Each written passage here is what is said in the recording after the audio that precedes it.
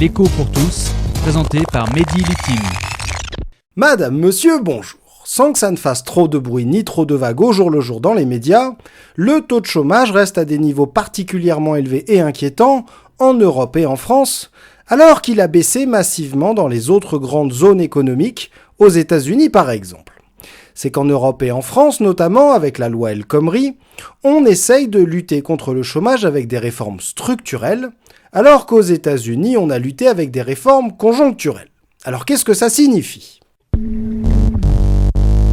En effet, aux États-Unis, en 2009 et en 2010, le taux de chômage officiel était de 10%, comme en France aujourd'hui, et sans doute, comme en France aujourd'hui, plutôt de l'ordre de 15% réellement si on prend en compte toutes celles et ceux qui disent vouloir travailler, et pas uniquement celles et ceux qui sont inscrits au pôle emploi local. Car avec la crise de 2008, les entreprises ont reçu subitement beaucoup moins de commandes qu'avant la crise. Et si les ménages et les entreprises ont arrêté subitement, en raison d'une mauvaise conjoncture, de passer des commandes aux autres entreprises, l'État américain s'est dit que c'était à lui de combler ce manque et que son boulot c'était donc de passer plus de commandes aux entreprises.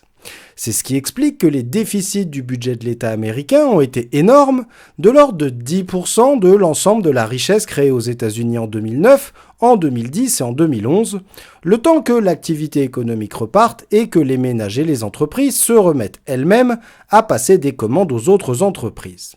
Mais il fallait trouver aussi de l'argent pour pouvoir financer ces plans de relance gigantesques de l'ordre de 10% de l'ensemble de la richesse produite aux États-Unis. Et c'est la Banque centrale américaine, la Fed, qui a prêté quasi gratuitement une grande partie de cet argent au gouvernement américain. Donc voilà la recette qui marche et qui a permis aux États-Unis de connaître un taux de chômage officiel d'environ 5% actuellement. Passons maintenant à la recette française et européenne.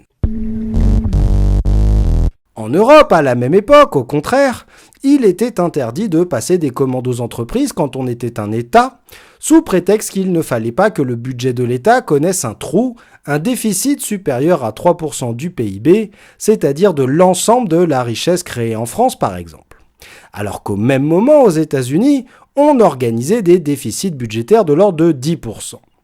Par ailleurs, il était interdit de demander à la Banque centrale européenne, la BCE, qu'elle crée puis qu'elle prête massivement de l'argent aux États qui avaient besoin de cet argent à cause de la crise, comme la Grèce par exemple.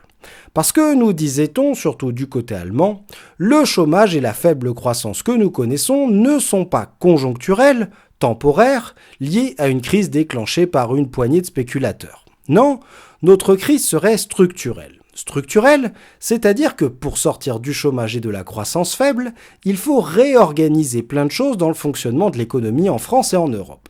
Et c'est cette vision que partage la loi El Khomri, pour laquelle s'il y a autant de chômage en France, c'est notamment parce que le travail est mal organisé dans les entreprises françaises, et notamment parce que les chefs d'entreprise n'ont pas assez de pouvoir par rapport à leurs salariés, ou, ce qui revient un peu au même, prennent trop de risques quand ils décident de faire passer de force leurs décisions, notamment de licencier. La question de fond qui se pose étant évidemment de savoir s'il est normal, vu le taux de chômage en France, qu'on nous interdise de procéder à des relances économiques conjoncturelles et qu'on ne nous laisse le droit que de procéder à ces très souvent inefficaces réformes structurelles. L'écho pour tous, une chronique écrite et présentée par Mehdi Litim sur Marmite FM 88.4.